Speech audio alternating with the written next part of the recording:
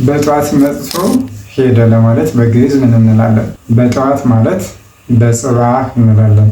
መጥቶ ለማለት ደግሞ መጺኦ እንላለን። ሄደ ለማለት ደግሞ ሆረ እንላለን። ይህንን አንድ ላይ ስናድርገው በጽባህ መጺኦ ሆረ፣ በጠዋት መጥቶ ሄደ እንላለን ማለት ነው።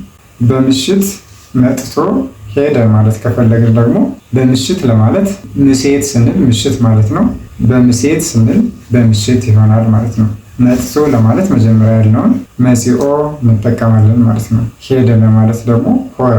ስለዚህ አንድ ላይ በምሴት መጺኦ ሆረ እንላለን ማለት ነው። በምሽት መጥቶ ሄደ ማለት እንችላለን ማለት ነው። ውሎ ውሎ ሄደ ማለት እንፈልግስ ምን እንላለን? በግዕዝ ውሎ ውሎ ለማለት ወአለ ዋለ፣ ከዚህ ቦዛ አንቀጽ ስናወጣ ውኢሎ እንላለን። ውኢሎ ማለት ውሎ ማለት ነው። ውኢሎ የሚለውን ስንደግሞ ደግሞ ውሎ ይሆናል ማለት ነው። ውሎ ውሎ ውኢሎ ውኢሎ ሆረ፣ ውሎ ውሎ ሄደ።